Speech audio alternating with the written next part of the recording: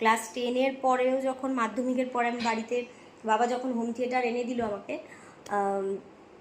তখন আমি ওই আশা ভোসলের গানই শুধু শুনতে থাকতাম। মানে আমার খুব ভালো লাগতো, প্রত্যেকটা গান মানে ভালো লাগতো। এখনও শুনি। সেই হচ্ছে ব্যাপার। আর হোম থিয়েটারের কথা বলাতে মনে পড়লো, কি গো? হ্যাঁ হ্যাঁ, হয়ে যাবে, অসুবিধা নেই, আর কয়েকদিন পরে কিনে নেবো। হোম থিয়েটারের কেসটা কি হয়েছে বলো? তোমার বাজেট কি ছিল আর গিয়ে কিরম ব্যাপারটা হলো সেটা বলো।